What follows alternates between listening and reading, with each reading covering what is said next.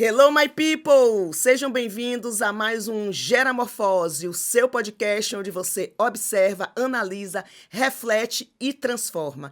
E hoje a gente tem uma convidada muito especial, que eu tenho certeza que vocês vão amar. Ela tem uma história aí muito bonita, uma história de superação, uma história de empreendedorismo, e a gente vai conhecer um pouco mais dela. Hoje a gente vai conversar com uma mulher surpreendente, paulistana, irmã mais velha de filha mais velha, né? Tem duas irmãs. Ela tem como maior alicerce, como maior fonte de energia, de recarregar as baterias na sua família. Formada em pedagogia e psicologia, né? Já falei, pedagogia. Ela tem pós-graduação em orientação de carreira pela PUC São Paulo. Tem formação em coach pelo SLAC, tem formação na PNL, né, na Programação Neurolinguística pela Sociedade Brasileira de PNL. Trajetória profissional marcada por momentos disruptivos, de superação, de atitudes corajosas e de desconstrução de vários padrões aí culturais. Trabalha na área há mais de 20 anos, na área de recursos humanos. Já atuou em grandes empresas como Vivo, como TIM, como TOTUS. Hoje ela toca, né? Hoje ela é a fundadora da empresa Sussex RH. Gaguejei, eu treinei, gente. Sussex RH, e ela é criadora também do projeto Tenha um RH para chamar de seu. Atualmente ela gere a empresa e é uma empresa que a cada dia vem se posicionando e vem crescendo e vem conquistando aí seu espaço e fazendo nome aí nesse mercado de RH, que é um mercado aí tão grande e tão competitivo. Seus clientes vão desde empresas de pequeno e médio porte até empresas renomadas, como é o caso da Azul Linhas Aéreas. Ela tem uma capacidade de empreender e uma capacidade de liderar que faz dela um exemplo de sucesso e determinação feminina. Hoje a gente vai conversar com a Débora Martins. Muito bom! E aí, Dé, tudo bem? Como é que vai? Tudo certo, eu tô feliz demais de estar aqui hoje, assim, é muito especial estar na sua companhia, gravando e conversando sobre a minha vida. E é claro que é muito bom estar aqui hoje com você. A gente estava conversando antes, né? Hoje, especialmente, é o Dia do Amigo. Então, nada acontece por acaso, né? Tudo tem uma simbologia. E, com certeza, a gente vai ter aí uma horinha de papo aí transformadora e que vai aí deixar muitos insights e muitos aprendizados para todo mundo. E eu quero começar, Débora, falando um pouco, fazendo um passeio rápido aí pela tua vida, né? Infância, adolescência, alguma coisa que te marcou, alguma coisa que formou essa base do que você é hoje, né? Então, onde você morou, onde você nasceu, onde você estudou, o que enchia teus olhos nas primeiras fases da tua vida? O que é que você olhava e falava assim, uau, né? Você sempre quis ser psicóloga? Desde sempre foi uma coisa que apareceu em determinado momento da vida por algum motivo? Me fala um pouquinho disso. Eu acho que vindo pra cá, eu fiquei pensando, assim, como que a gente pode vir num podcast, contar sobre a sua história, em dados momentos você fala assim, mas o que eu tenho pra contar? E aí passou um filme na minha cabeça de vários momentos, assim, né? Então, eu nasci em São Bernardo, esse meu R não é do interior, é de São Bernardo, no ABC Paulista. Os meus pais, meu pai foi caminhoneiro durante muitos anos, ele não terminou nenhum ensino médio, e a minha mãe fez magistério, e ela, quando ficou grávida de mim, entendeu que era o momento de encerrar a jornada profissional e se dedicar 100% à vida de mãe, à casa e tudo mais. E aí, depois de 1 ano e meio, chegou a Mayara, que é a minha irmã, e eu falo que o amor de irmãs é um amor, assim, de amor e ódio no mesmo segundo, né? Assim, Com certeza. a minha irmã, eu acho que é uma das pessoas que eu mais amo nesse mundo, porque ela me ensinou muita coisa. Ensinou a dividir o amor dos pais, então acho que essa construção da minha família, ela é extremamente importante. E aí, quando a gente fala da minha infância, o meu pai sempre teve aquele lado muito de trabalhar, de se entregar, de fazer acontecer, sabe? Então, de sair cedo, chegar tarde. E a minha mãe muito dedicada à criação minha e da Mayara. E durante um tempo, Gê, assim, eu ficava muito me perguntando, assim, eu não quero ser igual ao meu pai, mas eu também não quero ser igual à minha mãe. E eu ficava julgando o comportamento deles, assim, sabe? Ah, se meu pai faz isso. E aí, depois de um tempo, eu pensei assim, cara, se eu sou o que eu sou hoje, é porque eu bati no liquidificador, eles dois, Sim. e nasceu a Débora. Então, quando eu falo da minha determinação, da minha garra, de não desistir, é o meu pai. Quando eu falo desse carinho, desse acolhimento, dessa escutativa, é a É a minha minha mãe. mãe. E você me perguntou se eu sempre quis ser psicóloga, eu não tinha esse nome. Mas eu me mudei recentemente de casa e eu achei uma agenda de quando eu tinha 12 anos. E aí eu tava lá, folheando e revivendo, né? Eu achei uma página que tava assim, ó, reunião de equipe, ajuste salarial, e a gente tava falando sobre clima, sei lá, tinha várias coisas anotadas. E aí, quando eu falo nos meus atendimentos de carreira, né, que a vida dá sinais, é porque A ela vida dá dá sinais. sinais. Então, Sim. assim, eu sempre quis ser psicóloga, talvez com esse nome não. Não. Mas eu sempre soube que ser pedagoga e ser psicóloga era onde eu ia usar e abusar da minha essência. Então, acho que isso é importante, sabe? Quando fala da minha jornada. E você tem essa ligação, né, muito grande com a família. Você traz isso, né, da sua irmã, da sua mãe, né, do seu pai. Eu não sabia, né, que ele foi caminhoneiro. Então isso é muito presente, né, na tua construção como ser humano, como profissional. E você sempre fala dessa conexão muito forte com a sua irmã, né, com a Maiara. A gente estava conversando até sobre isso aqui antes, né? Então, me fala um pouquinho como essa conexão com essa tua irmã, que veio 1 ano e meio depois, te tirou aí do papel de princesa única, né? Reina absoluta na família. Então, como essa relação, como essa conexão influenciou nas tuas escolhas e na tua formação como pessoa, como ser humano? Uhum. Acho que tem um passo antes da chegada da Maiara, assim, a minha mãe, ela teve uma gestação antes de mim. Tá. Que mais ou menos quando eu tinha 6 meses de gestação, ela sofreu um aborto. Então, eu estou num momento muito de gestar, de querer experimentar essa maternidade. E eu imagino a expectativa que é você gerir ali uma criança e quase no finalzinho acabar Não tendo. não tendo. E aí, quando eu cheguei, assim, a minha mãe me chama e me chamou durante um tempo de cocô de lacinho, que era toda delicada, toda jeitosa. Então, era uma superproteção muito grande. E hoje, com a consciência que eu tenho, assim, eu vejo o quanto isso durante um tempo impactou em eu me posicionar e eu me colocar nas situações, porque eu era muito protegida, muito blindada. E isso com uma mentalidade de 2024. Quando eu falo da relação da minha irmã, é um desafio. E eu faço um paralelo quando você chega no mundo corporativo. Então, você reina, que era eu, de repente chega uma pessoa que tem as mesmas competências, os mesmos significados que você. A mesma importância que você. A mesma importância. E aí, quando a gente fala da relação de amor e ódio, é isso. Então, durante 1 ano e meio, eu estava aqui, a princesa do lar. E aí chega... A cocô de lacinho. A cocô de lacinho. Aí chega uma outra menina, e eu tinha uma mãe. Então, entender muito qual era a essência. E aí tem uma questão, e isso com a consciência que eu tenho hoje, né? É muito uma comparação, né? Então, durante muito tempo, eu queria ser como ela. Então, eu sempre fui, sempre. Mais elétrica, mais comunicativa. Na hora de estudar, eu falava assim, tá bom, eu entendi. Eu preciso tirar nota 10? Não, mas eu preciso entender e passar de ano. E aí, a minha irmã sempre foi muito estudiosa. E aí, eu me forçava a ser essa pessoa estudiosa. E quando eu comecei a olhar com carinho quem era ela e quem era eu, é onde a gente se conecta, sabe? Então, assim, ela tem um jeito dela de construir e eu tenho o meu. Hoje eu sou um dos RHs da empresa dela e é muito bonito de ver essa transformação, sabe? A transformação dela como empresária. E teve um dos momentos que a gente participou juntas de um grupo de empresários que a gente tá agora e ela falou pra mim, se eu estou aqui hoje, é porque eu me inspirei em você.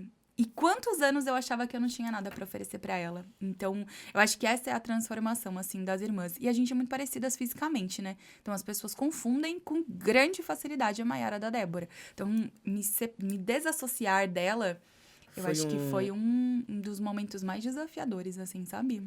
Porque o irmão, eu sempre falo assim, que o maior presente, né, que os pais podem dar para um filho é um irmão.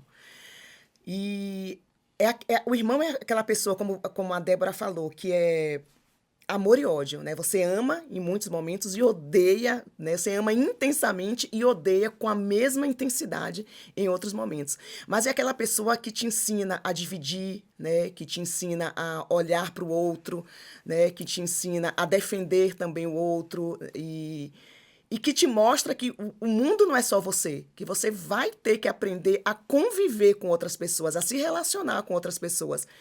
E muitas vezes isso não é tão fácil quando você é filho mais velho, porque o segundo já chega tendo que dividir, ele já chegou com alguém, o mais velho não, né? O mais velho tem um espaço que alguém quer pegar abocanhar um pedaço do seu espaço e ele está segurando ali, né?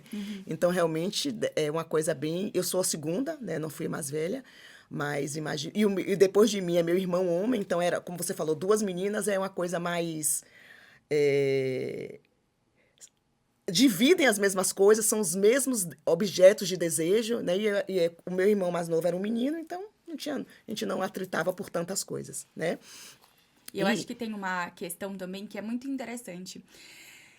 Sabe aquele mundo da fantasia? Então você idealiza que a relação entre 2 irmãs, elas serão dessa forma. Amigas para sempre. Amigas para sempre, sabe assim? Até debaixo d'água nós somos super amigas.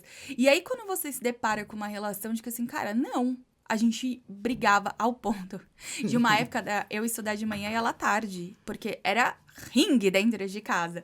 E aí você começar a perceber que essas desconstruções, sabe? Então, aquilo que você idealiza, e se fosse assim, tá? E como é, na verdade? Então, Sim. isso é o mais intenso dessa relação de irmãs. Então, é por isso que eu falo, né? É uma das pessoas que eu mais amo. E ao mesmo segundo você fala assim, eu quero matar essa criatura. E pegando o gancho, né, falando aí de irmã, de família, de construção, a gente estava conversando também sobre que você nesse processo de crescimento, de amadurecimento, de Débora psicóloga, psicopedagoga, para Débora empreendedora, você teve que quebrar com algumas crenças. Você trouxe aí ao longo, como todos nós, muitas crenças limitantes, muitas tradições, muitas vozes, né, do pai, da mãe, né? Porque a gente inevitavelmente carrega uma mochila que muitas vezes essa mochila traz coisas que não são teoricamente nossas, que colocaram e que a gente se acostumou a andar com aquilo, né? E muitas vezes por respeito à tradição, por respeito ao pai e à mãe, você não quer tirar aquela coisinha, né, que está tão pesada e que já não faz tanto sentido para você. Então, como foi esse processo de romper, de autoconhecimento, de romper com algumas crenças que você trazia? E quais foram os maiores desafios nessa jornada, né, de se reconhecer como Débora, né, de olhar e falar assim, bom, essa sou eu, essa mochila aqui, isso não é meu, isso sai e isso fica. Né? Como é que foi isso para você? Eu acho que tem durante muitos anos eu vivi, hoje, achando que o outro gostaria que eu fosse daquele jeito. E aí, na minha cabeça, era tudo muito claro. Então, assim, a mais comportada, a mais centrada. E aí, eu me dei conta de que, assim, quem pediu pra eu ser assim? Ninguém pediu, sabe? Então, eu tive uma criação muito rígida e hoje eu falo, eu tive a criação que eu precisava, porque se eu já sou um pouco mais expansiva, gosto de curtir a vida, imagina se eu não tivesse tido uma criação um pouco mais severa. O que seria? Talvez eu nem estivesse aqui. E aí, quando a gente fala dessa construção, eu vejo que eu construí uma Débora muito no imaginário, sabe? Então, assim, de ser a filha perfeita, de ser a filha que dá o sucesso. Quando eu fui desligada da TIM, eu me lembro certinho, eu caminhando, era um corredor enorme. E aí eu liguei pra minha mãe aos prantos, ela falou, filha, vem pra casa que eu estou te esperando. E aí eu falei pra ela, o que eu vou falar pro papai, mãe? Eu fui mandada embora. Você vai ligar pra ele, você vai dizer que você foi mandada embora, e eu tenho certeza que à noite, quando ele chegar, você vai ter um outro abraço, um outro colo pra você. E aí, são alguns momentos dessa minha jornada que eu começo a ver assim, cara, aquilo que eu não podia falhar, aquilo que eu não podia fazer. E aí, quando eu decidi sair da Vivo, depois de 5 anos, né, pra poder abrir a minha empresa, eu já era casada com o Renato. E aí, imagina só, então eu tinha 5 anos de Vivo, a primeira operadora mais top que tem, em uma ascensão muito grande na carreira. E eu decidi ganhar 1% do salário que eu ganhava. E eu pensava assim, cara, o que eu vou fazer? E aí, foi bem na época da pandemia, e a minha avó e a minha mãe assistiam as lives que eu fazia. E elas se chamavam de Turma do Camarote. Então, elas tinham faixa, sabe? Faixa de show. Elas Sim. fizeram e eram Turma do Camarote. Como, mesmo longe, eu tô torcendo. E aí, todas as vezes que eu ia contando pros meus pais o que eu ia fazendo, eles... Que legal! Muito bom!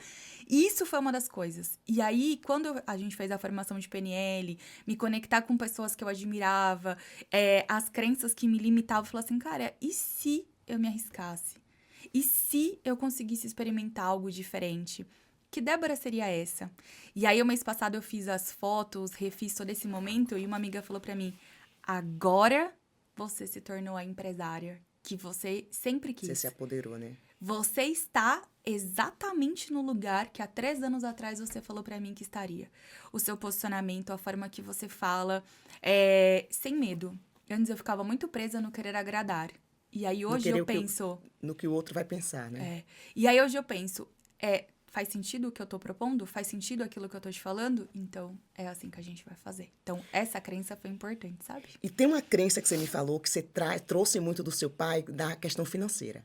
Né, que seu pai, ele acreditava que dinheiro vinha do trabalho duro, né, que você tinha que se matar de trabalhar e que não podia gastar, né, tinha que poupar, poupar, poupar, poupar. E você me fala que na sua vida adulta você conseguiu romper com isso. Como era isso e como ficou isso? Porque a crença financeira é uma das crenças mais poderosas que a gente traz e que define muitas coisas na nossa vida, né? Muitas etapas, né, de nossa vida de relacionamento, de sucesso, de lidar com o outro, de lidar com coisas, vem dessa crença financeira. E muitas pessoas falam... eu vou poupar, poupar, poupar para os dias difíceis. E o que acontece? Vem os dias difíceis, né? Porque você poupou para os dias difíceis, então ele tem que vir, né? E outras pessoas já gastam como se não houvesse amanhã, né? Eu vou viver porque trabalhei, tenho que gastar porque não sei o que é que vai ser amanhã. Como é que você resolveu isso na sua cabeça? Qual é a relação hoje que você tem com o dinheiro? Essa crença, ela é muito verdadeira. Porque, assim, ou eu estava gastando como se eu fosse uma milionária, ganhando muito menos, ou eu estava sempre naquela escassez. E aí, no começo desse ano, eu comecei a mentoria de empresários, que você sabe qual é. E aí, teve um exercício que a gente fez, que foi... colocar assim, o que o dinheiro significa. E aí, em dados momentos, eu pensava assim, o dinheiro é sujo, ele não me pertence. E aí, vem uma crença assim, eu gosto de roupa de marca, eu gosto eu gosto de ouro, eu gosto dessas coisas. E aí, durante muito tempo, era assim, não, você não precisa. Isso não se faz necessário. E eu fui acreditando. Quando eu comecei a experimentar, e uma das perguntas que me veio uma vez na cabeça foi... se eu prosperar, as pessoas que eu amo, elas vão embora? Essa era uma das crenças que eu tinha. Se eu atingir um patamar diferente, essas pessoas, elas vão fazer o quê comigo? Elas vão achar que eu tô snob? A Débora tá se achando? E isso te travava a seguir adiante? Muito. Porque eu sempre tava naquele lugar assim, cara, meu pai sempre foi daquele lugar da escassez. A minha mãe me ensinou sobre a caridade. Então, eu já cheguei no metrô... Cadê a abundância, né? Onde é que fica a abundância disso tudo, né? Teve um dia no metrô que o menino entrou com a mochila rasgada, eu simplesmente tirei minhas coisas, falei pra minha amiga, põe na sua mochila, e entreguei a minha mochila, porque tava muito enraizado. Uma mochila que eu tinha trazido de Nova York, que eu escolhi, entendeu? E eu dei pro outro. E aí, eu fiz um exercício nesse começo do ano, que tinha lá o que eu poderia fazer com a minha prosperidade. E aí, hoje, eu chego com mais de 60 vagas fechadas no meio do ano. São 60 empregos gerados. Hoje, eu moro no dobro do apartamento e o apartamento que eu morava antes está alugado para um casal que estava começando a vida juntos. Eles estão construindo a história em algo que, assim, eu e o Renato, a gente conquistou. E aí, quando a gente fala, assim, de viajar, de viver, de comprar um anel que seja com brilhante, sabe assim? E não uma pedra que não é uma joia. Você fala assim, cara, eu continuo sendo a mesma Débora. Sim. A essência... ela não foi rompida. Então, essa quebra financeira, pra mim, vem muito desse lugar. Primeiro, eu fui me conhecer. Quem é a Débora na essência? Com ou sem dinheiro? A Débora é essa. Com dinheiro, a Débora pode ser quem? E é muito, muito engraçado você falar isso, porque a crença financeira, como eu falei, ela é forte, né? E a gente tem a questão de... da abundância e da escassez, né? Da mentalidade rica. E quando a gente fala mentalidade rica, de abundar, não está relacionada a dinheiro, especificamente, né? Também, o dinheiro também, porque o dinheiro, a gente não vai ser hipócrita, é muito importante e a gente quer, então, quanto mais melhor, porque facilita muito a nossa vida em muitos aspectos, né? Mas, claro que tem pessoas que têm muito dinheiro e são pobres. E tem pessoas que não têm tanto dinheiro, né, e são ricas.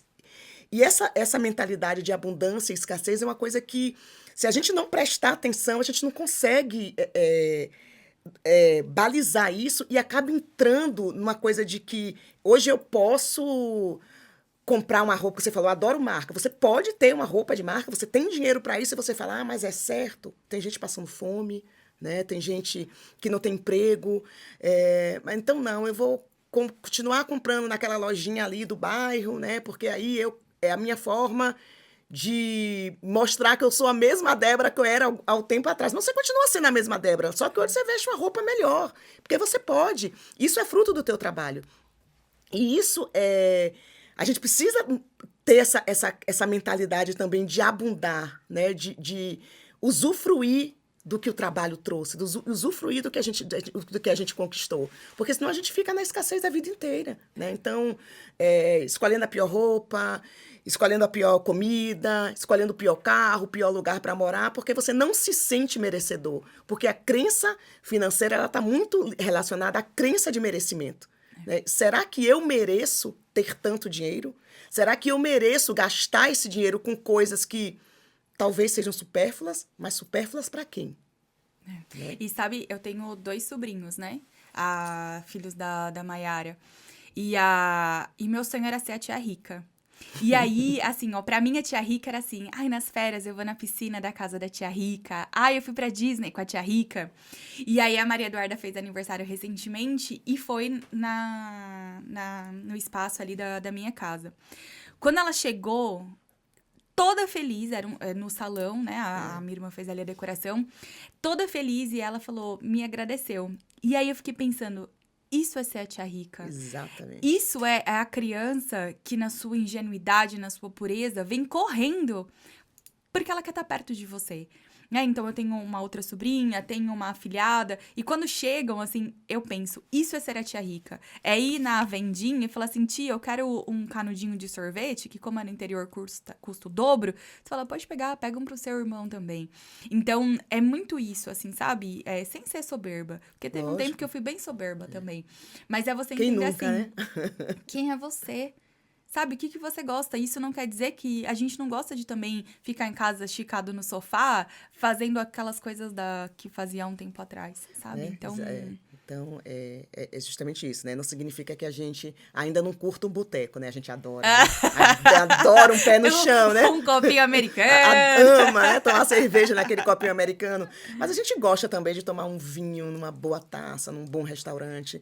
Porque isso são as coisas que o dinheiro pode proporcionar. E se eu posso me proporcionar isso, né? Por que não? E sabe que eu fiz uma mentoria financeira e ela me falou uma coisa que eu achei sensacional, que é assim, ó.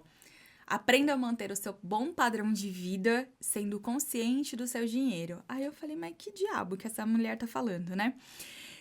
Você tem várias promoções, vários vouchers que você pode gerar, várias oportunidades. Então, o que você faz com essas oportunidades? Você fica só, se eu pudesse ir naquele restaurante. Tá bom, você pode. E por que não vai? E por que não vai?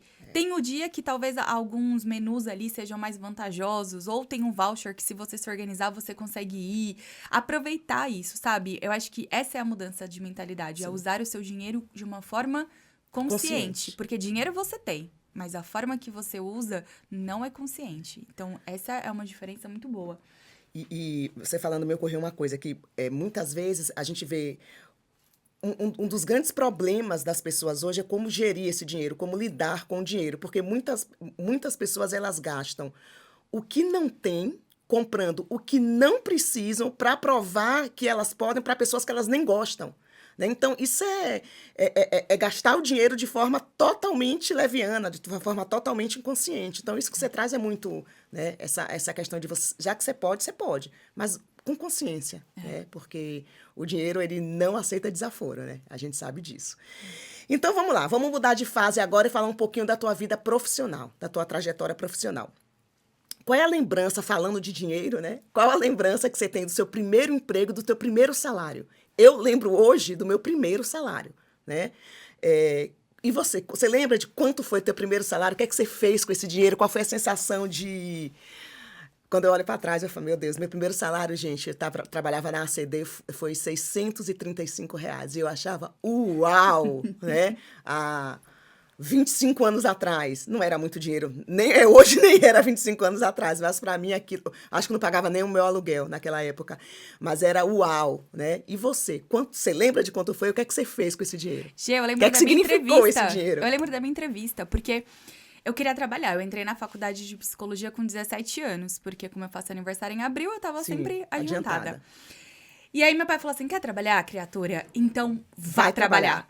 Aí eu consegui um emprego de telemarketing, que era ligando pra fazer ações de filantropia. Então eu ligava e era uma farsa. E eu me liguei muito rápido que aquilo era uma farsa. Fiquei 48 horas, ganhei o dinheiro pra comprar uma Ruffles, que eu lembro que eu fui nos Americanas comprar uma Ruffles, beleza. E aí no mural da faculdade tinha lá estágio com vagas, eu falei, gente, quer saber? Vou. Era no Ipiranga, área, né? Na minha área, era no Ipiranga, caminho pro meu pai me deixar, fui. Fui fazer a entrevista, era o dono da agência, ele fumava horrores, acho que é por isso que ficou tão marcado pra mim. E aí a gente foi conversando assim, e eu falei, gente, até que eu sou boa nisso, eu sou boa em conversar. E aí eu lembro que ele falou assim pra mim assim, você faz teatro? Eu falei, eu fiz teatro, né, fiz bastante tempo. Então você tá contratada, porque se fez teatro sabe falar, e é isso que a gente precisa.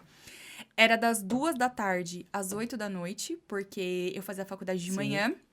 Ganhava R$400, sem vale transporte. Aliás, era um vale transporte pra ir, um pra voltar. Eu precisava de 2, então meu pai me deixava na metade do caminho. E sem vale refeição. Então, eu levava a marmita, que eu saía de manhã, e ia almoçar só à tarde. E esses R$400, assim, eu lembro que eu fui comprar roupa, que eu fui comer, né? Uma boa taurina vai comer, né? Uma coisa boa. E foi muito especial, porque eu falo...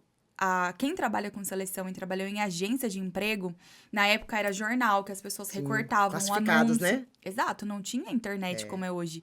Eram filas nas agências, fazia entrevistas, e eu fazia de tudo naquela agência, tudo. E foi assim, muito especial. Muito, muito, muito. E eu falo, gente, tem oportunidade? Vai trabalhar em um lugar que você vai aprender tudo. Porque você sai, perfeito. E foram R$400. E nas férias eu dobrava. Aí eu ganhava R$800. Porque você ficava os 2 períodos. Os 2 períodos. E aí eu ficava as férias inteirinha trabalhando. E era muito legal, porque só tinha estagiário, era tudo molecada. A gente se divertia muito.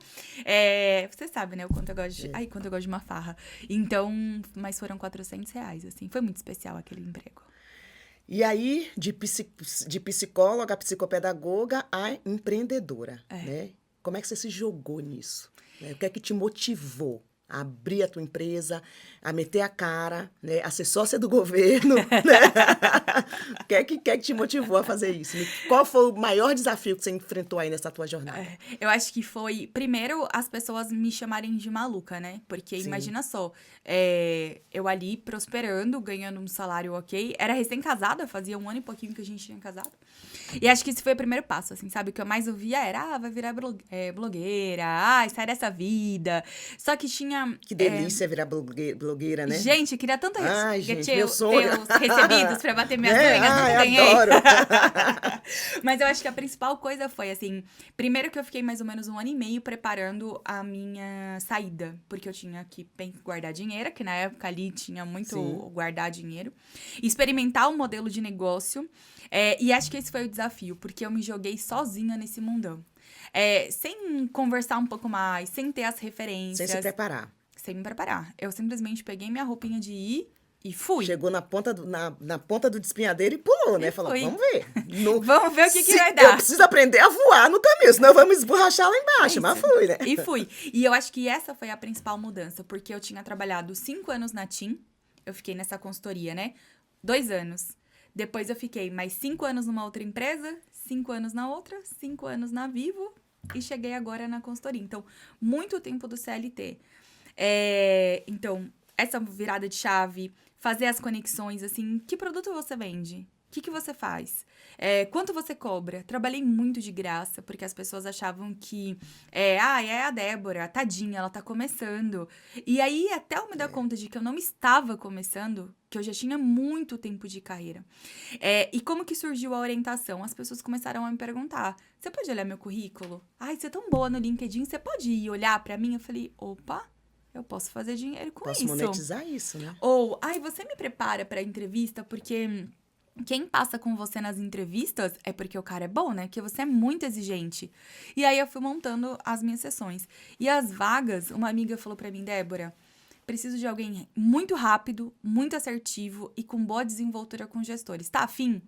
Eu entrei pra fazer uma vaga, a gente fechou mais de 20 vagas juntas, porque eu fui ficando. Então, quando você fala desse começo, foi abrir a minha mente pro sair dessa coisa do CLT, sabe? Assim, Esse foi o maior desafio. então, sabe por quê? Antes eu tinha chefe toda hora me perturbando, né? De repente eu virei minha chefe. E aí teve um período que eu fiquei bem danada. Porque, depois eu faço. Tá pingando um pouquinho de dinheiro. Mas tá bom. E na minha cabeça já era assim, ó. Se não der certo, eu volto. Então, aquilo já estava programado para Pra não dar não dar certo. certo. E a virada de chave foi, não, isso vai dar certo. Porque se eu já tô com a cabeça de não vai dar certo, o negócio não vai dar certo. E eu tinha plano B, então eu já não fazia direito o plano A, porque eu já tinha um plano B. Então, o Sim. plano A vai dar certo. E essa foi uma grande virada. E o que você falou da questão dessa coisa de você ter achar que tem um plano B, porque assim, o plano A, você tá aqui, mas você fala, isso não vai dar certo, né? O seu subconsciente tá ali, né? Falando o tempo inteiro, cai fora, volta pra CLT, mas aí é nessa hora que você precisa decidir o que é que você quer, né? Aonde você vai ficar. E sabe que tem, assim, eu sempre fui muito do acessórios, de ser expansiva, de falar. E aí, quando eu falava assim, cara, eu quero ter uma empresa que seja leve, o candidato, ele não é entrevistado pela minha equipe nem por mim. Eu não sou ninguém pra julgar, pra falar, tá certo, tá errado. Eu vou fazer meu parecer dizendo, para essa vaga, Sim. esse profissional não é o mais adequado, mas para essa outra, ele é sensacional. E ao mesmo tempo estratégico. E aí, quando as pessoas se conectavam comigo, assim, cara, que RH diferente. Nossa, ela é acolhedora, ela é engraçada, porque o RH, eu brinco que às vezes eram as moças do cartório, né? Todas rígidas. E esse foi um ponto. Então, assim, é uma mulher empreendendo e um RH diferente. E essa foi uma das coisas que me fez querer sair do CLT.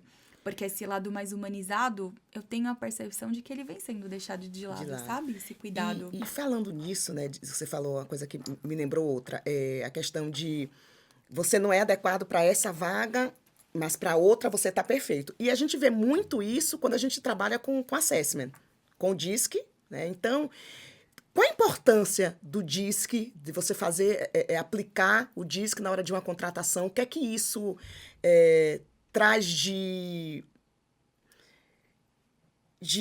lastro para você, né? E de certeza que você tá, de assertividade na hora de colocar aquele candidato naquela vaga, né? Eu acho um ponto muito interessante, assim, meu nome tem o Xavier, né? E sabe o X-Men do filme? Tem o professor Xavier que ele lê a mente. E o principal ponto é, os candidatos, eles acham que são professores Xaviers. Que ficam ali tentando desvendar o que eu quero Você tá saber. pensando, Rapaz, às vezes nem eu sei o que eu tô pensando e você quer saber. E aí, quando a gente coloca uma plataforma do DISC, que tem 2 gráficos, que me mostra você na sua essência e você no seu momento atual. Como é que o seu meio estimula? O que ele pede que você Sim. seja? E ali você consegue construir uma entrevista entendendo a história de vida desse profissional, porque ele não chegou no mundo de paraquedas. Então, a história de vida dele, que pra mim é muito importante. Você entende o meio que ele vive. É sofrido?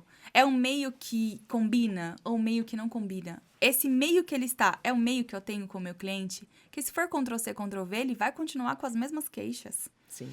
E aí, quando a gente olha, assim, essa essência deixa eu entender melhor quem é você.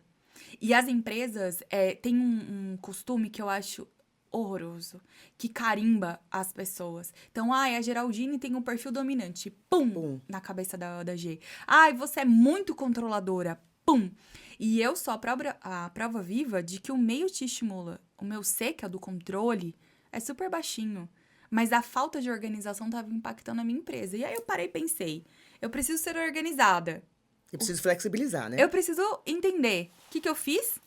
Fui na Calunga, comprei todo colorido, mas minhas coisas estão organizadas. E os controles, os processos que eu preciso ter na empresa. Tudo feito ali numa plataforma colorida, mas tem a lógica. Então, você começa a entender o quanto a pessoa está adaptada ou não para aquele meio que você busca. E aí, essas percepções, e aí você vai para a entrevista. Porque a leitura mental do professor Xavier também não funciona. Então, deixa eu entender com você, Gê, nesse gráfico aqui, me deu alguns indícios desse seu comportamento. E aí, pensando nisso, um dos diferenciais que tem na minha empresa, qual é? Eu escolhi você para uma vaga. A última etapa é o seu feedback. Então, você vai entender qual é a ferramenta, é um presente que eu te dou. Você vai entender a ferramenta, o gestor vem junto, a gente vai nadar de braçada nessa sua competência, que é isso que a gente precisa. E esse outro ponto, a gente vai desenvolver e estamos juntos nesses 90 dias iniciais para te acompanhar nessa jornada. Esse é o cuidado que eu falo. Não é só fechar uma vaga. Sim. Eu cuido de quem tá nessa vaga. E pelo que a gente está conversando, você não rotula pelo DISC, né? Porque o DISC é uma ferramenta maravilhosa, né? Eu uso muito, adoro.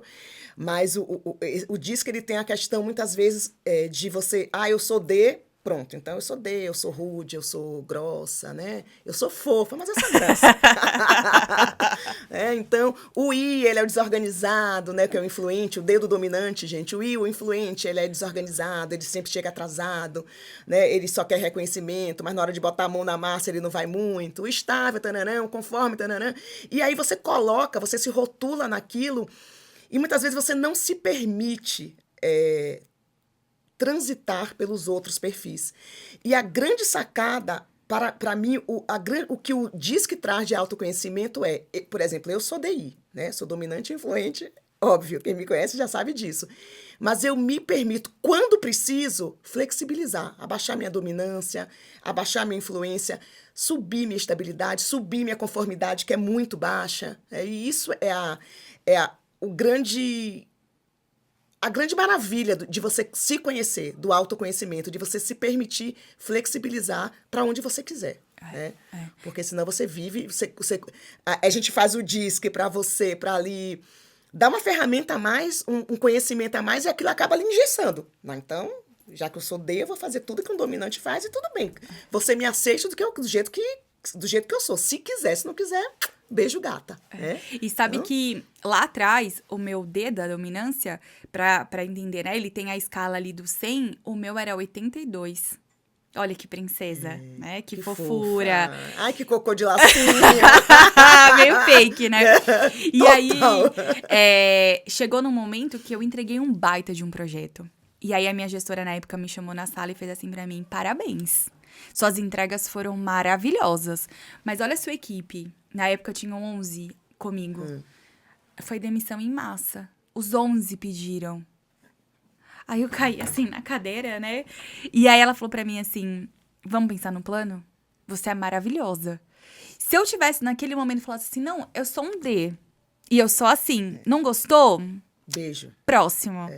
Quando você começa a se dar conta do quanto o seu perfil te aproxima ou te distancia daquilo que você almeja, essa é a grande sacada do DISC. Porque se você quer usar ele como um conforto, eu sou assim, sou Gabriela, ok, eu te respeito. Mas e se você pensasse de uma outra forma, onde você chegaria? Exatamente. E aí, se você usar as ferramentas do teu perfil, no caso do dominante, né, que as coisas boas que esse perfil te dá, e você somar com as coisas do outro perfil que você não tem, que você não traz. Porque, por exemplo, você vai chegar? Essa minha vivacidade, essa minha intensidade, é a aceleração do D. Olha onde me levou em 3 anos. A minha empresa tem 3 anos. Olha onde eu cheguei. E aí, essa aceleração move. Então, em contrapartida, eu tenho hoje 5 pessoas na minha equipe. Eu não posso ser o trator rosa, sabe assim? Eu tenho que ser um pouco mais fofa. Por isso que o meu D e o meu I, eles oscilam ali, né? E você falou que a tua empresa tem 3 anos no mercado. Então, o que é a Sussex RH? né? Como é que ela atua no mercado? Fala um pouquinho para mim. Hoje existem algumas frentes, né? Então, o carro-chefe é o recrutamento e seleção. É todo um processo humanizado. O que isso quer dizer? Prazo reduzido, porque eu preciso pensar no meu cliente. Não ter uma pessoa no time é um impacto muito alto. Então, enquanto o mercado entrega em 20 dias úteis a primeira lista dos candidatos, a gente entrega em 10 dias úteis, com parecer seletivo, DISC, entrevistas, acompanhamento, tudo. E um acompanhamento do RH. Existe uma frente que é o Tem um RH para chamar de seu. Sim, imagina... eu quero que você me fale sobre isso. Imagina só, assim, eu com mais de 20 anos de experiência, eu já trabalhei com treinamento, seleção, consultoria interna. Imagina você ter tudo isso numa pessoa só. Então, tem um RH para chamar de seu, são para pequenas e médias empresas que, por hora, não conseguem ter um RH estruturado. E aí, tem ali todo esse trabalho de acompanhamento. Então, essa é uma frente. Tem um outro lado que é de treinamento voltado para o RH, então entrevistas por competências, como que você conduz uma conversa. Tem a parte de treinamentos que a gente fala tanto de comportamento como desenvolvimento de equipes. E a frente de remuneração, cargos e salários.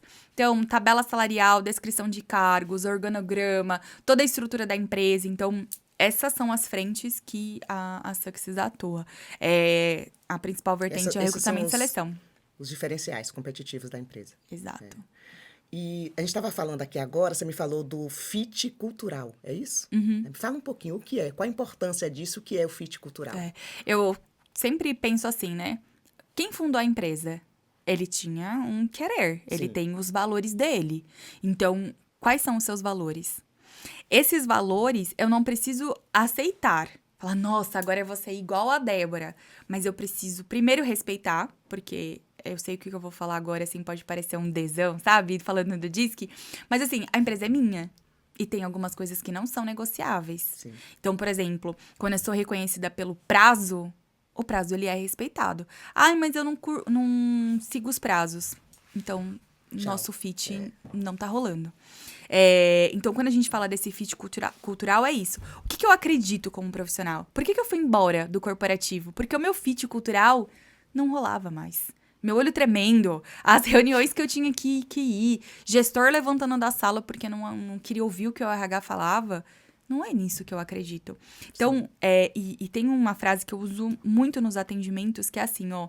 Sabe Chorão, do Charlie Brown? Sim. Um filósofo, brincadeira. Ele fala que tem os dias de luta e os dias de glória. Sim. Trabalhar, a felicidade no trabalho. Desculpa, não tem. Aqueles dias de luta, que você fala assim, gente, por que eu saí da cama? No final do dia, você fala assim, cara, foi difícil, foi desafiador, mas eu estou no lugar que eu sempre quis estar. Porque combina com os meus valores. Então, quando eu falo para os meus clientes, estuda sobre a empresa, não acredita em tudo que você vê. Percebe o que as pessoas escrevem, onde estão as orientações, né? O fit cultural é muito isso. Quem é essa empresa que está te contratando? Combina com o que você quer? E aí, uma vez eu ouvi assim, mas eu tô desempregado. Eu falo, então, você vai consciente para esse lugar. Sabendo que você está lá, podendo discordar. Mas o que te levou foi o desemprego e as condições do meio que então, você não estava. Reclama, né? Então, por hora, entenda qual é o objetivo de você estar lá. Agora, se acomodar, aí são outras questões. Mas o fit é isso. Tá alinhado com seus valores? E aí, mais uma vez, volta. Você se conhece? Pra você saber onde combina com você? E aí, volta a questão do autoconhecimento, né? Que eu estou o tempo inteiro falando. Né? Que é um processo que tem início, meio, mas não tem fim. Né? E aí, Débora, você contrata muitas pessoas e algumas pessoas dessas, provavelmente, você vê um grande potencial, mas você olha e fala assim, ainda falta um pouquinho, falta desenvolver aqui, falta crescer aqui. Então, como é que você vê essa busca, né, de desenvolvimento, de crescimento em determinadas áreas? Como é que você orienta isso? Né? Como é que você vê, quando você vê um candidato que ele está quase pronto, mas que ele precisa desenvolver mais um pouco em determinada área? O que é que você orienta ele? Como é que ele pode buscar esse desenvolvimento? Aonde ele vai buscar isso? Um dos diferenciais que tem quando eu fui construir a empresa, que eu mentalizei foi, eu não vou só entrevistar. Quantos currículos eu já mandei e falei assim, rapaz, que currículo é esse? Ó, tá aqui o modelo, coloca assim, estrutura assim, e bora que a gente vai arrasar nesse processo. Contratado.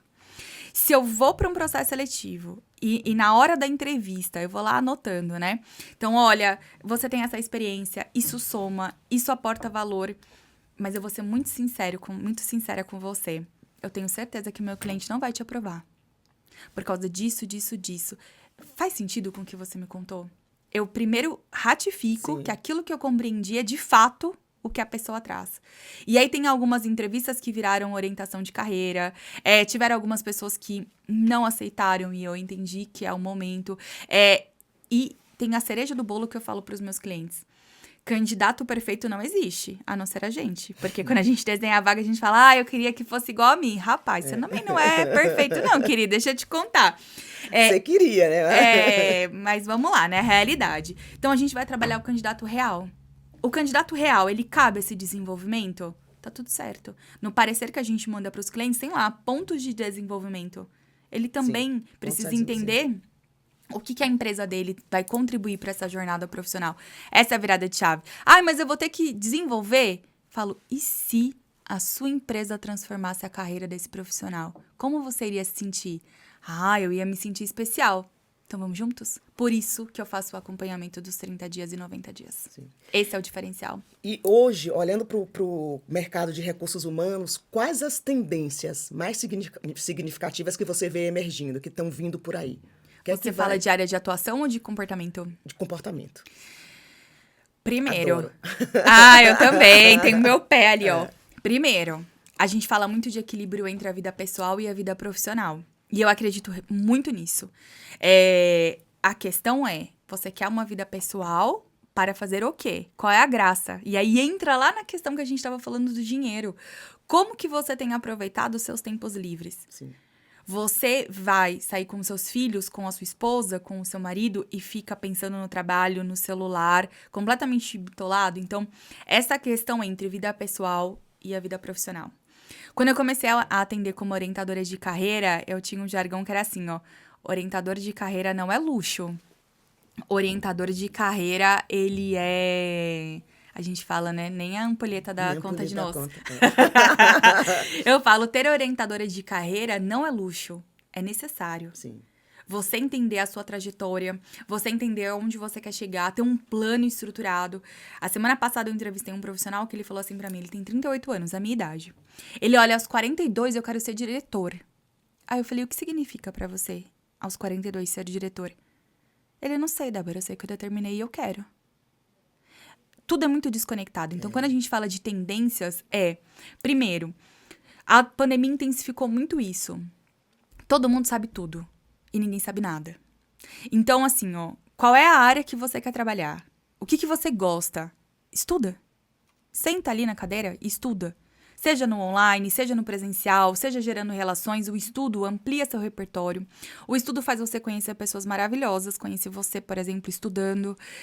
Você troca informações, troca negócios. Então, assim, estuda. Sim. Esse é o passo. O segundo ponto para mim é se conheça. Entenda onde estão as suas dores. Porque Divertidamente foi um sucesso para os adultos. Meu sobrinho de 6 anos falou para mim, nossa, tia, eu não entendi nada. Óbvio, o filme não é pra ele. Óbvio. São para os adultos. Ali o filme tá falando assim, converse com as suas emoções. Dê nome para sua raiva, dê nome para o seu medo, para sua insegurança e busque profissionais para te orientar. E tem uma questão, quem se comunica se destaca. Porque às vezes você vai tão focado naquilo que você quer que você vira o trator, igual eu era. Resultado, resultado, resultado. E equilíbrio entre o humano e os seus resultados. Essa é a grande sacada. Por isso que a inteligência emocional vem ganhando cada vez mais espaço. Porque sem a inteligência emocional, talvez você não chegue onde você quer.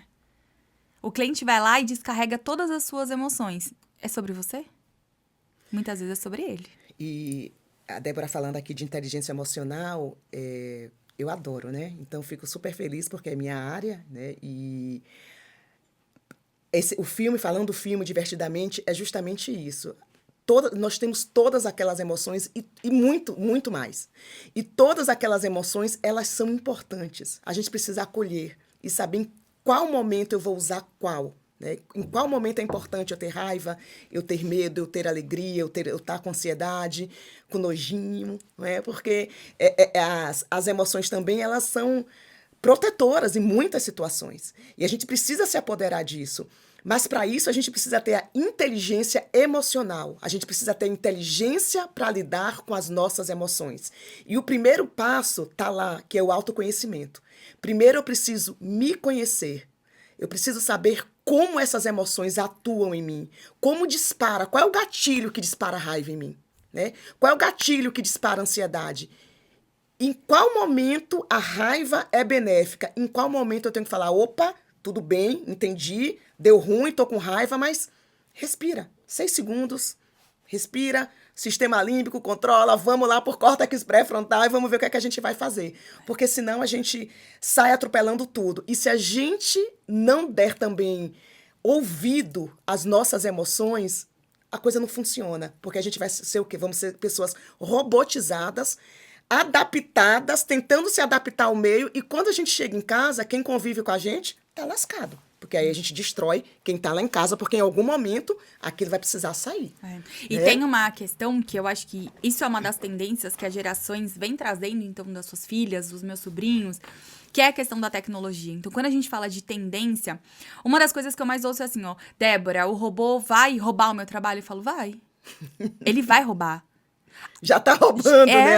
Dependendo do trabalho, exato, né? Porque assim, por exemplo, hoje tem vagas que a gente recebe 300, 400 inscritos. Não é o humano que olha. Ai, mas o algoritmo não ajuda. Meu amigo, não dá pra olhar 400 currículos. Eu tenho 7 dias pra fechar uma vaga. Sim. E aí eu falo, ele vai roubar. A internet, o Google, enfim, o chat, tudo. Lembra que eu falei que uma das coisas é estudar? O robô, ele não sente, o robô, ele não pensa. Ele é programado por alguém que pensou. Então, pra fazer aquilo. Pra fazer né? aquilo. Ele não tem ele não consegue sair dali, não, né? É aquilo. Então, quando a gente fala assim de tendência, a tecnologia, ela chegou e ela chegou pra ficar. Ninguém fica mais. Ontem teve todo aquele boom mundial de sistema de segurança e tudo mais. As pessoas não conseguiam embarcar para os seus voos. Sim. Mas é uma questão, assim, de escrever no papel. Então, o quanto isso, você, às vezes, fica ali naquela função.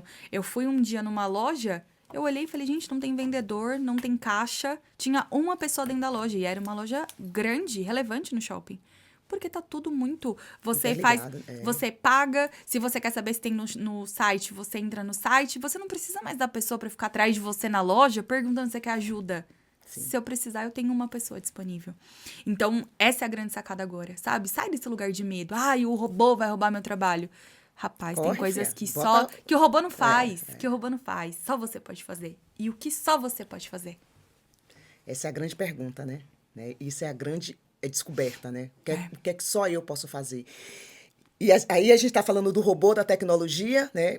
O que é que só eu posso fazer, o que o robô não pode, e o que é que só eu posso fazer no mercado de trabalho, na minha vida, né? O que é que eu sou bom, em que eu sou bom. Isso é muito importante para você definir profissão, para você definir relacionamentos, para você definir condutas de uma forma geral, né? O que é que só eu sei fazer.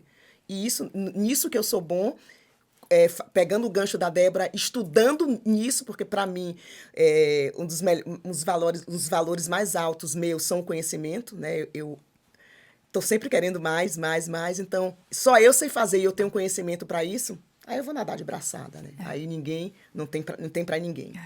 Débora, e qual é a dica de ouro para atrair bons talentos?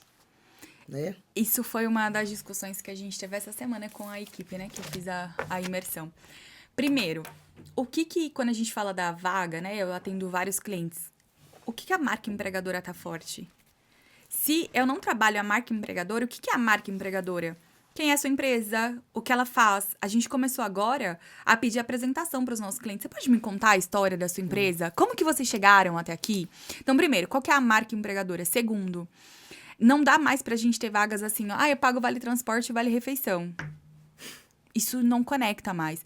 O que a sua empresa prepara de diferente? Então, por exemplo, essa semana eu fiz com a minha equipe a imersão das estrelas. Foram 2 dias de treinamento. Então, eu contratei uma professora de português para elas aprenderem a fazer pareceres diferenciados. Paguei um curso sobre apresentações que encantam. Então, e entre outros investimentos, né? O que você vem investindo na sua equipe? O porquê que estar na sua empresa é diferente. E aí, quando a gente fala de talentos, tem muitos profissionais em todas as áreas, mas todo mundo é comum. E aí, a gente junta, né? Falando do lado do candidato. Vai para uma entrevista, não vai contar das suas atividades. Isso qualquer um faz. Sim. Mas o que nessas atividades você fez diferente? Quando eu falo da empresa, o que eu mais ouvi foi: Débora, tem várias empresas de RH que circulam. Eu falo, tá bom, mas o que tem aqui na minha empresa que só eu consigo proporcionar? É a minha experiência, a minha proximidade, são os cursos que eu invisto, é a forma que eu acompanho, o meu acolhimento. Você não vai encontrar em outro lugar isso. Pode ser em outros formatos. Então, quando a gente fala de talento, de atrair, e é, de novo, usar a tecnologia a nosso favor. Então, a gente está quebrando a cabeça, os anúncios, como é que a gente pode fazer, como é que eu escrevo, o que as configurações ali podem trazer. E é divulgar. E divulgar vaga não é só colocar anúncio de vaga, é anunciar quem é você. Essa semana o João Adib colocou que abriu 100 vagas na CIMED de vendas. Sim. Foram 50 mil currículos recebidos. Você viu o anúncio da vaga? Nem eu. Nem eu. Mas você sabe quem é João Adib? Dono da CIMED, parará. As pessoas, esses 50 mil candidatos, querem estar por ele. Sim. Pelo que a empresa dele significa. Quero. Eu também quero. Eu já mandei mensagem. Oi, quer o RH? João Adib me nota. Mas isso é importante. Não é ficar fazendo anúncio de vagas. É você mostrar quem é a sua empresa. Quem é você? Com quem que eu vou trabalhar? É despertar esse desejo. E aí, automaticamente, as pessoas chegam. E você vem aí nessa trajetória agora como empreendedora, mas você vem vindo de empresas, de grandes empresas, onde você ficou 5 anos em uma, 5 anos em outra. E tudo isso você desenvolveu uma filosofia sua de liderança, né? Então, baseado nessa tua filosofia de liderança, como ela hoje reflete na cultura da tua empresa, na cultura da Sussex? Acertei? É assim, eu vou dividir em 2 partes da sua pergunta, tá? Em 2015, eu sofri um acidente de carro e eu quebrei os 2 braços. Eu fiquei assim. Nessa época, eu não sei como as pessoas conseguiam respirar o mesmo ar que eu, porque assim, devia ser muito chato, era muito pesado. Imagina. E aí era uma liderança muito de controle, de comando, de eu quero tudo do meu jeito. Mas eu pensei assim. Comando e controle. Assim, mas eu pensei assim, quem me disse que era pra você pensar? É pra você executar o que eu mando. Que terrível, né? Aí você quebra os braços, você não consegue nem pentear seu cabelo sozinha. Nada, tudo dependia da minha mãe, até pra levantar da cama. E essa foi uma virada de chave que eu falei assim, cara, eu não tô conseguindo nem pentear o meu cabelo nem sozinha. Nada. Um dia minha mãe ficou a tarde toda fora, eu fiquei com meu pai. Nem fazer minha higiene íntima. Nada. Eu falei, mãe, você pode, por favor, me levar no banheiro, que eu fiquei com vergonha de pedir pro papai me levar? Assim, nesse nível. E aí, hoje, quando fala, assim, de tudo que eu fui vivendo, né? Então, assim, uma das coisas que eu falo no meu atendimento, olha os gestores. Quem te inspira? E quem te inspira a não ser como ele? E hoje é assim, eu ainda tenho uma coisa muito de acompanhar. Só que eu falei, cara, se eu continuar acompanhando a minha equipe nessa insegurança, e eu não tenho a menor vergonha de falar da minha fragilidade, eu não vou crescer. O que eu fiz? Estruturei todos os processos, implementei ferramentas que eu possa acompanhar o trabalho delas, investi em treinamento, e é esse modelo de liderança que tem agora. Então, cada uma entendendo quais são suas entregas, tenho contato com o cliente, então, até aqui sou eu que vou, a partir de agora quem caminha são vocês. Elas me mandam, o que eu faço agora? Eu respondo, você já sabe a resposta dessa sua pergunta. Vai lá e faz. Qualquer coisa, volta aqui. Então, essa é a virada de chave. E aí, a gente acaba, às vezes, associando as gerações, né? Eu garro uma raiva quando justificam pelas gerações. Por que a geração? Eu falo, é mesmo? E se eu pudesse aprender com essa geração, o que eu aprenderia? O que essa geração traz de bom pra mim, né? Meu time é todo jovem. Sim. Acho que a mais velha tem 24, porque não pergunta a idade, né? Isso pra mim é super irrelevante. Mas elas são super jovenzinhas. E no final da imersão, uma delas me escreveu, obrigada por acreditar em mim. Eu aprendo diariamente com você. E o que eu aprendo com ela? A ser mais good vibes. Às vezes ela fala pra mim, tá muito acelerada, Débora. E ela tem razão. A gente conversa, a gente dá risada, a gente troca músicas. Então, eu não gosto dessa coisa da geração. Ali, assim, é o que você pode me trazer de valor. Sim. E eu tenho um combinado com elas. Quando eu pisar na bola, você vem me contar. Porque quando você pisar na bola, eu vou te contar. Tem conversas ali que eu falo, meu Deus do céu, eu errei muito feio e falo, desculpa, você tem toda a razão. Eu não fui legal com você nessa situação. Bora arrumar e seguir? E assim a gente segue. Aprender com os erros, né? Então, vamos lá, agora passar para uma fase que eu chamo de fase sem rodeios. Direto e reto. Tá bom. Tá? Débora Martins em uma frase. Ah, eu nasci pra brilhar. Adoro! Razão e emoção se completam? Com toda certeza. Com Por toda quê? certeza. Gê, porque assim, ó, durante muito tempo eu fui extremamente razão. Tava nem aí que você tava sentindo. Depois eu fui extremamente emocional e virei a boba. Sabe assim? Ai, fazia o que quiser. Ai, mas eu tô pensando em você. Quando a gente junta, fala assim, tá bom. O que a razão tá me falando nesse momento? E como que eu dou uma pitada de emoção? E eu tenho uma analista que fala assim pra mim, você dá cada uma nos seus clientes e eles saem te agradecendo. Eles falam, nossa, foi ótimo. E ela fala, meu Deus, você acabou. Por quê? Tem doçura, tem cuidado, tem sorriso. Mas tem verdade. Mas tem verdade. Do tipo, querido, se a gente continuar a conversa nesse rumo aqui, ó, vai dar ruim. Então, é esse equilíbrio. E você estava falando dos 6 segundos da emoção. Quando eu tô muito tiririca da Silva, eu falo, você me dá 2 minutos que eu preciso ir ao toalete, eu tô emendando uma reunião na outra. Às vezes eu nem quero. Mas eu preciso desses 2 minutos Pra pra parar e pensar. voltar. Porque senão vai ser tiro, porrada e bomba e eu vou perder minha razão. E quando a gente perde a razão, né? Ah, menina! Aí fica ruim. Quando a gente fica do mal, né? Que a gente é a do bem, mas no dia que tá do mal. Um orgulho. Quem eu sou hoje? Uma referência. Eu tenho a minha avó. E a conexão com as minhas avós, Gê, assim, não é pra qualquer um, não, assim. E quando fala, por exemplo, da mãe da minha mãe, a Vó Nair, Ela é viva. infelizmente não. O meu camarote perdeu uma pessoa. Mas ela tinha uma vitalidade, a vovó se foi com 87 anos. Aos 87 anos, no dia que ela faleceu, ela estava brincando de ciranda cirandinho com a Maria Eduarda, no aniversário da Maria Eduarda. A vitalidade, a forma de viver, a intensidade. A mãe do meu pai, que foi embora um pouquinho mais nova, assim, não baixava a cabeça pro meu vô, que era um machista.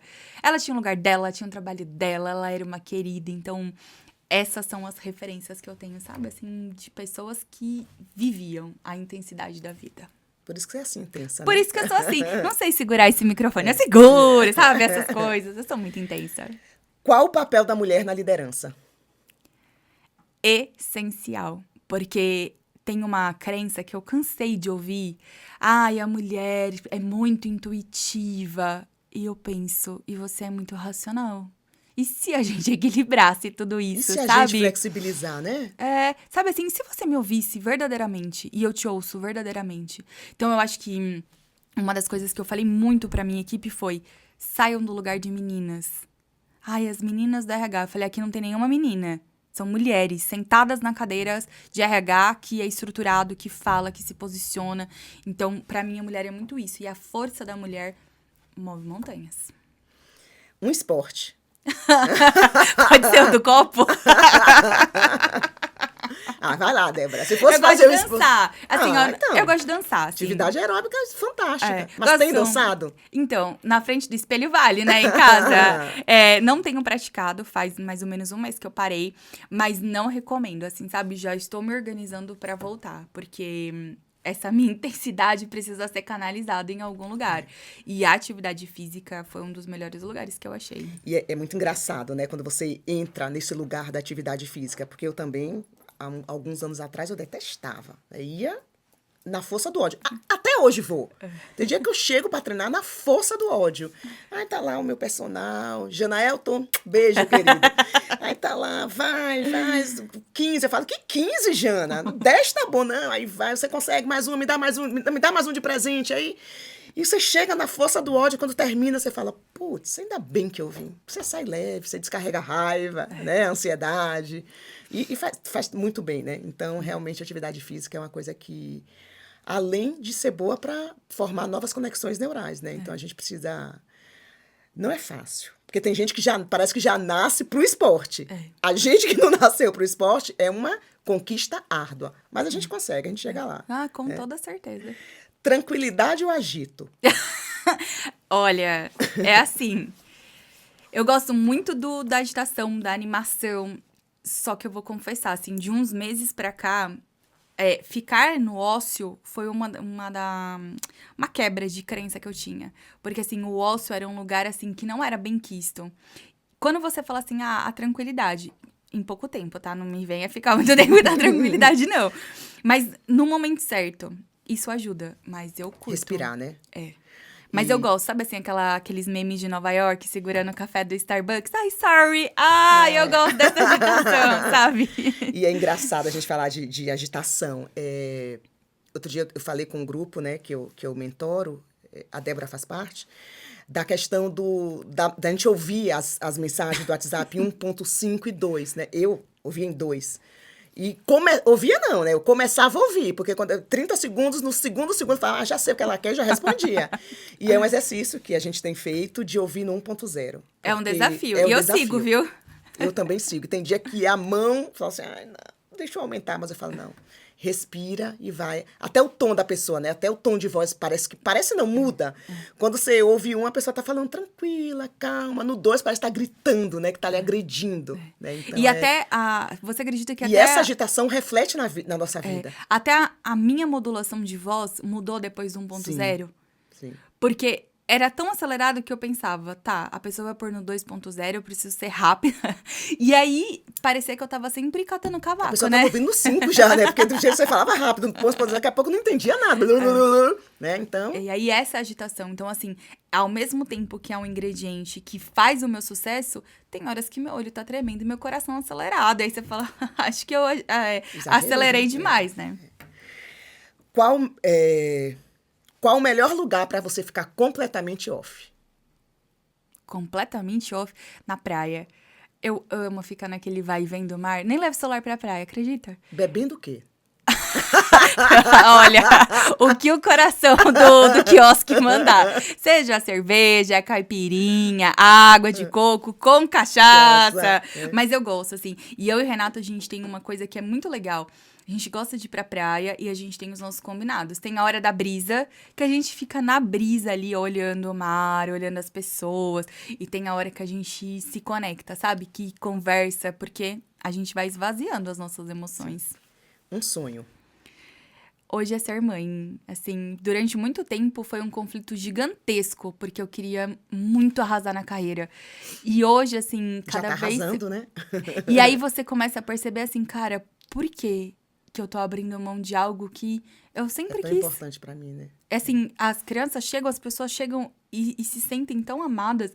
Por que eu não posso ter algo entre Renata e eu? Então, assim, hoje é ser mãe. E eu sinto que cada vez mais se conecta, sabe? Que esse momento chega. Vai chegar, né? Vai chegar.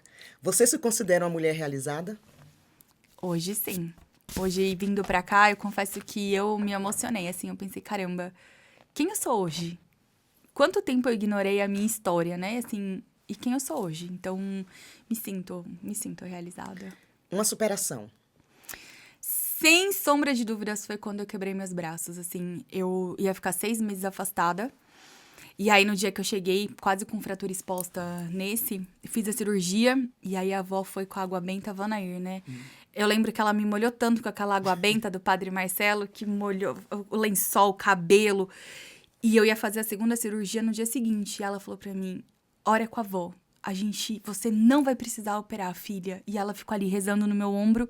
No dia seguinte, o médico falou pra mim, eu não sei o que aconteceu nessa noite, mas os seus ossos já começaram a se mexer e não precisa operar. E aí, os 6 meses viraram 90 dias. E esse ortopedista, Dr. Moisés, maravilhoso, ele falou pra mim, a sua fé e a sua energia... A sua vontade, né? Fez você ter esse resultado. Então, eu acho que esse é o momento de superação. Você ficar extremamente vulnerável e usar isso, assim, não como uma punição. Eu não acredito que Deus pune ninguém. Mas hoje, se eu sou essa pessoa que eu sou, é porque eu passei por aquilo. E eu agradeço. Eu falo, Deus, obrigada por esse ensinamento que você me deu. Um momento inesquecível. Eu acho que foi o nascimento dos meus 2 sobrinhos. Assim, eu fecho os olhos e eu lembro exatamente a chegada deles 2. Assim, é uma emoção. Tanto é que quando eu fui a primeira ver o Gustavo, uma menininha, uma pituquinha fez assim pra mim. você tá chorando de tristeza? De tanto que eu chorava. Eu falei, eu tô muito feliz. E aquela bolota ali na minha frente. Então, eu acho que a chegada deles é sinal de vida, de um novo momento, de descobrir como tia. Então, a chegada deles foi muito especial. Um livro.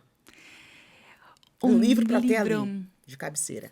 De cabeceira, eu gosto de ler, mas deixa eu pensar aqui Ou um livro que transformou a sua vida, a sua forma de olhar para determinada coisa. Um livro que foi importante na tua trajetória. Sabe as 5 linguagens do amor? Sim. Eu sempre achei, que livro nada a ver, bobinho, bobo, né? fininho. E eu e Renato, a gente tava num momento Chatice, de... né? Assim, sabe? E aí, eu, num curso, li e eu falei assim, caraca... Aquele livro É por isso que a gente tá se desconectando. E aí teve um dia que a gente tava discutindo, ele falou assim pra mim, você lembra da principal linguagem do amor? É tempo com qualidade, Débora.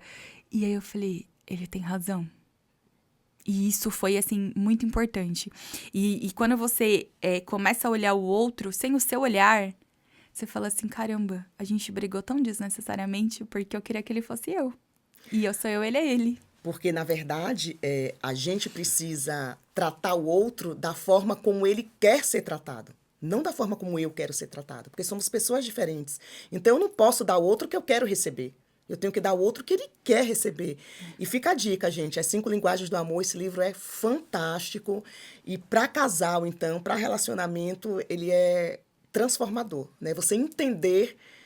Qual é a linguagem, de que forma o outro quer ser tratado, o que é importante para o outro. Mas já vou dando a dica, a minha linguagem do amor são presentes. Então, podem enviar os recebidos, eu vou amar receber, né, Dé? Algum arrependimento? Arrependimento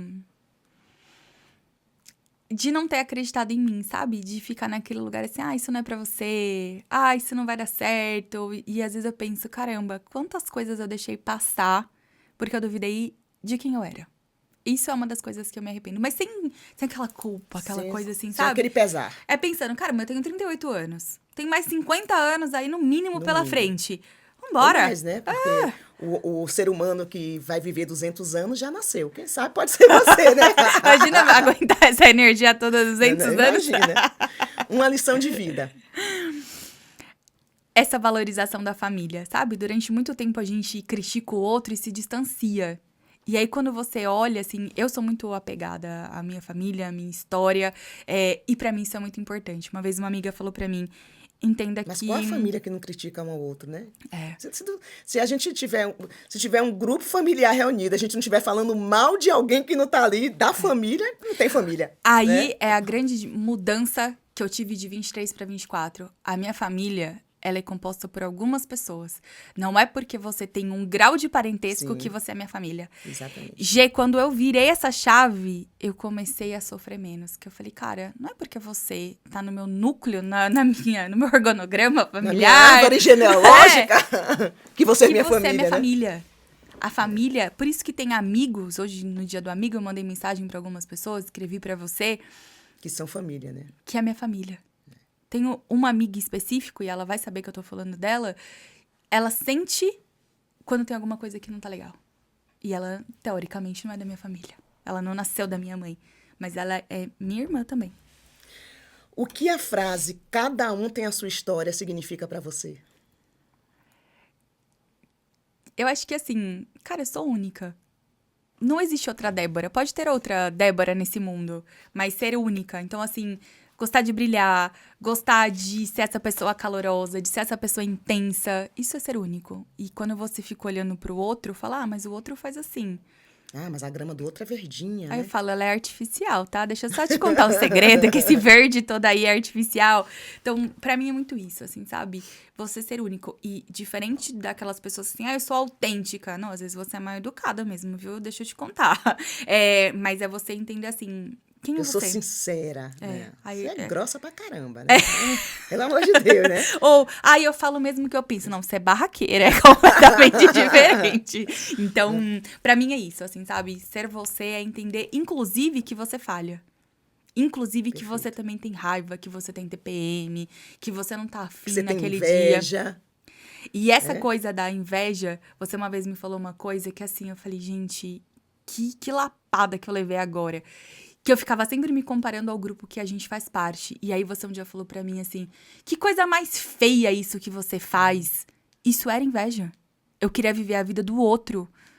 E aí depois de um tempo, quando uma outra pessoa do nosso grupo fez assim, você é a prova de que é possível se transformar. E uma das pessoas mais exigentes que a gente tem. Você é a prova de que um ser humano pode mudar. Eu olho você hoje e me lembro de como você chegou. Porque eu parei de ter essa inveja pra entender como isso me estimula a ser quem eu sou. Isso é incrível. E vamos dizer que não existe inveja branca nem rosa. Inveja é preta sempre, tá, gente? Então, vamos lá. Dé, a gente tá finalizando. Aqui é um carinho do Geramorfose pra vocês. Que delícia! Muito bom. Que lindo! Amei! E aí, um marcador de página. Maravilhoso, como sempre. E a gente está finalizando, então, a gente vê um mundo hoje com muitas crenças culturais, e essas crenças, elas limitam, e acho que vão limitar ainda por algum tempo o papel da mulher, a atuação da mulher no ambiente de negócios, no mercado de trabalho. E você emerge como um exemplo brilhante de determinação, de coragem, de superação. E segue um percurso diferente daquele que foi dito e traçado lá atrás. Talvez até por você, né? Você pensou que ia por um caminho mais convencional, mais bonitinho, e quando você viu, seu destino você levou o seu destino para outro caminho, né?